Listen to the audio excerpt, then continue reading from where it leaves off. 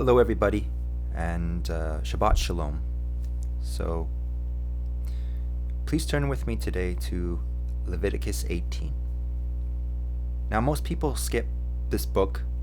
They read Genesis for the stories, Exodus for the miracles, and then they hit Leviticus and then they stop. And too many rules, too much blood, too many lists. But here's what I want you to see today. Yahweh never once told Israel to feel holy, not one time. He never said, have a holy attitude, and left it there. He said, here's what to do with your hands, here's what to do with your feet, here's what to do with your fields, your scales, your evenings, your grief, and your guesses about tomorrow. Holiness in this text has a body. It walks, it works, it has a clock. And that's exactly why we need it today, because we live in a world that has turned holiness into a feeling. For example, I feel close to God, I feel convicted. Feelings come and they go. With your blood sugar, Yahweh never asked for a feeling, He asked for a walk. So today, we're going to do 3 things. First, we're going to see what Yahweh actually commanded in plain physical everyday terms.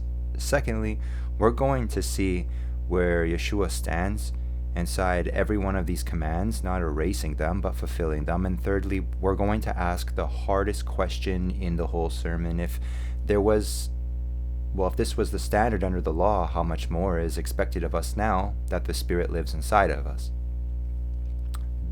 Then I'm going to ask you to get up and do one thing before we finish this today. Now, first off, walk, don't drift. Leviticus 18 verse 3. Do not act as they do. Do not walk in their customs. That word walk is a body word. It's feet on a path. It's not don't think like them. It's don't move your feet the way they move theirs. So here's the picture. You can believe all the right things and still be walking the wrong direction. A man can have perfect doctrine and still be walking straight towards the very things he says he's against. Holiness isn't what you know. It's the direction your feet are actually pointed today. So ask yourself right now, not later, what path are your feet actually on? Not what you meant to do, what you're actually doing. Don't just know. Leviticus 18 verse 5, the one who does them will live by them. Life is attached to the doing, not the knowing. You can know the whole Bible and still be spiritually dead if your hands never move. Guard what gets exposed. Chapter 18 is one command, repeated over and over again, against different people. Don't uncover what shouldn't be uncovered. Don't expose what should stay covered. It's about the body, about the family, about protecting what's vulnerable instead of exploiting it. The heart behind it is this. Things that are meant to be protected, a person's dignity, a person's body, a person's weaknesses, are not yours to expose for your own appetite, whether that's a person's body, person's secret, person's shame. Holiness protects, it does not expose. Refuse what consumes the next generation. Leviticus 18 verse 21 talks about giving children a Molech. A hand physically placing a child into fire is the most graphic image in the whole chapter. And it's there on purpose. Yahweh is saying, watch what you are feeding your children into. You may not have a bronze idol in your backyard, but ask yourself, what in your house is quietly being fed into something that consumes the next generation? A screen, a schedule with no room for them, an example that says one thing and then lives another. Whatever it is, just pull it back today with your own hands. Guard the Sabbath like a sentry, not a suggestion. Leviticus 19 verse 3 and 19 verse 30. both say the same thing. Keep my Sabbaths. That word means guard, duty, not if you get around to it. A guard doesn't take the day off from guarding, so stop today. Actually, stop. Don't let work bleed into the time set apart for ceasing. Leave the corners unreaped. Leviticus 19, verse 9 to 10. Don't harvest all the way to the edge of your field. Leave something for the poor and for the outsider on purpose, like every single time. This is not a tax. This is a lifestyle. Yahweh built generosity into the very shape of the harvest. So leave something ungathered today, whether it's money or time, leftovers, attention, specifically for someone who has less than you. Do not steal, lie, twist your words. Leviticus 19, verse 11. Not even the small ones, not even the ones you've justified. Name one place today where you've taken something that wasn't yours, said something untrue, or shaded the truth just to protect yourself, and undo it out loud today. Pay before the sun goes down. Leviticus 19, verse 3. The wages of a hired servant are not to remain with you overnight. Whatever you owe someone, money, an apology, credit for their work, settle it today, not tomorrow. Clear the stumbling block. Leviticus 19, verse 14. Don't curse the deaf. Don't trip the blind. It's not enough to simply avoid adding new obstacles. Look for the blind spot in front of someone today and just clear it. A hard conversation they need, information that they are missing. Rebuke instead of resenting. Leviticus 19, verse 17. Do not hate your brother in your heart. Rebuke your neighbor firmly. This one will preach all by itself. Yahweh is saying that silent resentment is not the holy option. Silence is not maturity. If you're carrying hatred towards someone in your chest right now, that silence is itself the sin. The commanded alternative to hate is not get over it quietly. It's go say the actual thing to their face in love. Love your neighbor with your hands. Leviticus 19, verse 18. Love your neighbor as yourself. Not a feeling, an action aimed at someone else's body the same way you'd aim it at your own. Love the outsider, remembering you are one. Leviticus 19, verse 33 to 34 repeats this exact same command. Love him as yourself. And adds a reason, because you were once an outsider in Egypt. Memory of your own former condition is supposed to move your hands towards the person who's far from home today. Honest weights on the scale. Leviticus 19, verse 35 to 36. An honest scale, an honest weight, an honest measure. Yahweh cares about your business practices as much as he cares about your prayer life. Don't shade a transaction, a story, or your judgment of someone in your own favor today. Refuse every substitute voice. Leviticus 19, verse 31. Don't turn to mediums, soothsayers. Don't go looking for guidance anywhere but him. This shows up twice in this passage, in chapter 19, and again in chapter 20, because Yahweh knows exactly how tempted you will be to look somewhere else first. Take the sin seriously enough to name its weight. Now, chapter 20 lists the penalties, and they are severe on purpose. Over and over, their blood shall be on them. Yahweh is not being dramatic here. He's just telling Israel that this is not small. Sin has weight. It has a body count. Don't let familiarity with this text talk you out of how seriously he takes it. Now, here's the part that people get wrong on both sides. See, some people, they read Leviticus and just think that was then, this is now, like none of this applies. Like other people read it and then they turn it into nothing but a rule book with no savior in it.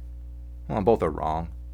Yeshua does not erase this text. He actually stands inside every single command, living it out in his own body.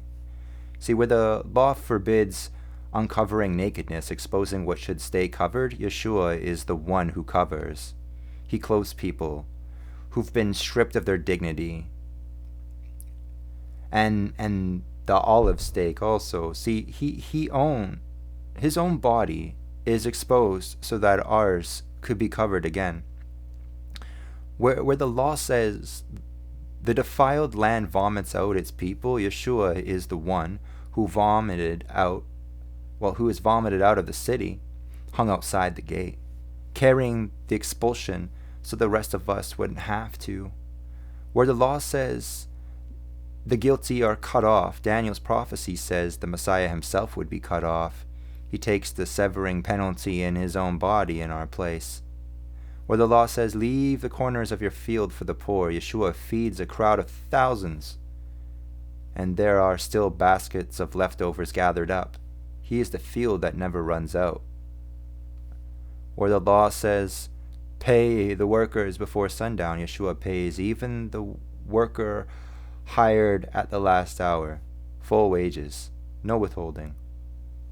Where the law says, don't trip the blind, Yeshua opens the eyes of the actual blind and warns hard against anyone who becomes a stumbling block to someone who can't see spiritually. Where the law says rebuke instead of hate, Yeshua rebukes Peter, the religious leaders, money changers in the temple directly in love, never in silent contempt. Where the law says love your neighbor as yourself, Yeshua raises the bar and lays his literal life down for his friends. Where the law says love the outsider, remembering Egypt, Yeshua becomes the outsider, a refugee to Egypt as an infant, welcomed into Samaria and into a Gentile houses no one else would enter. Where the law required a trespassing offering, a ram, priest, blood, Yeshua is both the ram and the priest. He offers himself. And as our high priest, he enters once and his own blood, and it is finished. Where the law demands honest weights, Yeshua says, the same measure you use will be measured back to you, turning a marketplace rule into a law of the heart. Where the penalty for sin rested on the guilty, their blood shall be on them. The blood of Yeshua is shed so that the blood debt doesn't have to stay on you. He takes it onto himself. Where the law drew a line between the clean and unclean, Yeshua's resurrection life withdraws that line, not erasing holiness, but fulfilling the distinction in his own purity. Where the law says, you shall be set apart so that you would be mine, Paul says it plainly, you were bought with a price. Same ownership language, now grounded in blood, not just a national boundary. He didn't loosen a single one of these commands. He moved every one of them from the field into the heart, and from the calendar into every single day, and from the priest's hands into his own, and then into yours. Now here's where I need you to lean in a little bit, because this is where the sermon either changes your day 2 or day 1, or it doesn't, right? Your Monday or Sunday, or any other day for that matter. If Yahweh required this much under the law before the Spirit lived inside anybody, well, how much more is required of you now with the Spirit of Yeshua living in your own chest? This is not the law was hard, it is now easy. It is the opposite. The bar goes up, not down. So if Israel wasn't even allowed to uncover a relative's physical nakedness, well then how much more must you now guard the nakedness of the heart, refusing to expose someone else's vulnerability for your own appetite, since your body is now the temple itself? If they had to leave the corners of their field unreaped for the poor, well how much more should you give beyond the edge of obligation, since Yeshua said, sell what you have and give? The corner was never meant to stay a small fraction. It was always headed towards becoming the standard. Well, if they had to pay the hired hand before the sundown, how much more must you settle what you owe before the sun goes down on your own anger, since delay itself is now named as sin, not just poor manners? If they were only told not to trip the blind, how much more must you actively go clear the path in front of the spiritually blind, the way Yeshua wept over the ones who couldn't see, and then went and opened their eyes? If they were commanded to rebuke instead of hate, well, how much more must your rebuke now be wrapped in the pursuit of restoration? Go and tell him his fault, and if he listens, you have gained your brother. If they were told to love their neighbor as themselves, well, how much more love one another as I have loved you, since the standard has moved from self-love, which was already a high bar, to a love that lays the body down.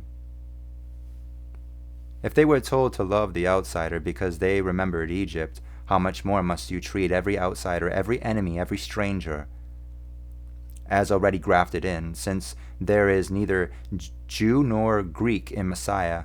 Your memory of Egypt is now the memory of your own former distance from God, and that memory is supposed to move your hands.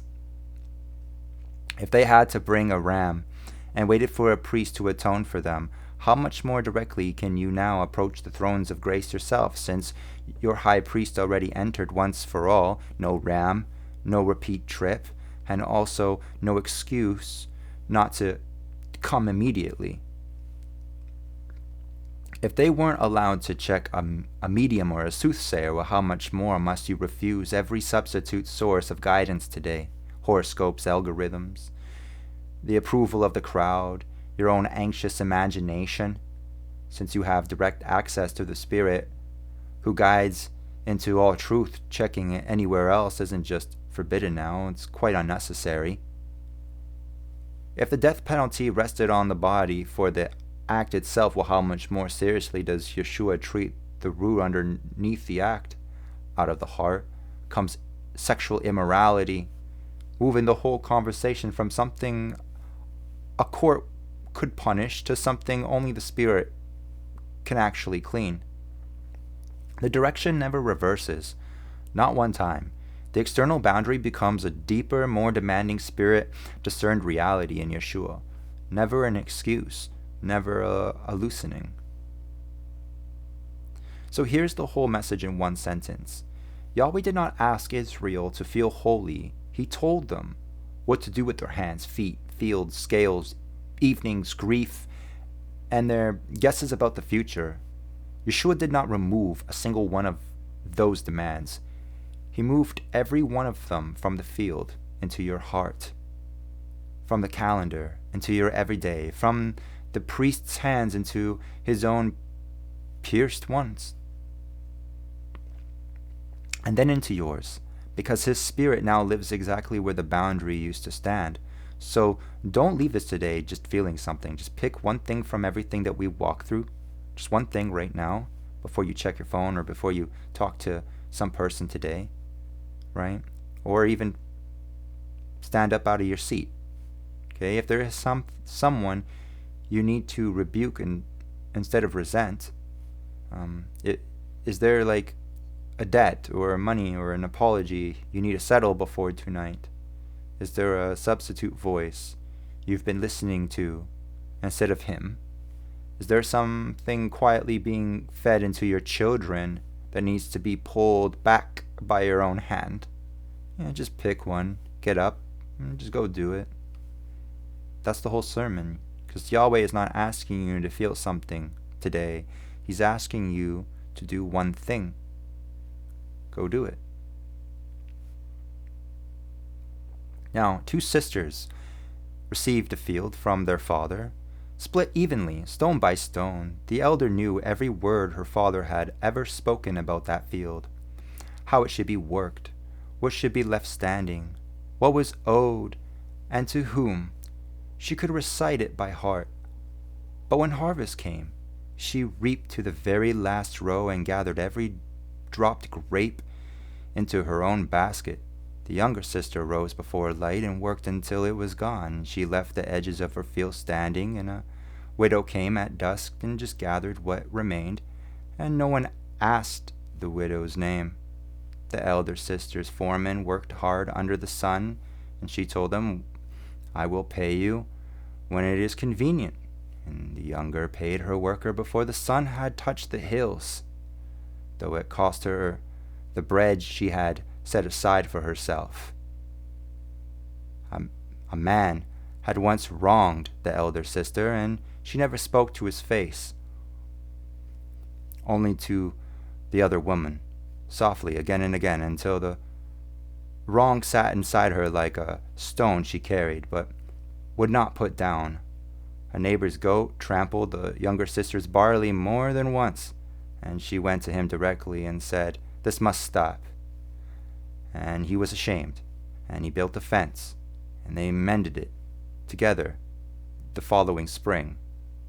One dry season, the elder feared her well would fail, and rather than wait, she paid to have her fortune read so she would not have to sit in the not knowing. And the younger knelt at her own well that same night and simply waited, with no answer given to her at all. And a traveler passed through and asked to see what each had grown, and the elder's barns were full to the beams, and her fences drawn tight to the very inch. He looked at her a long while and said nothing.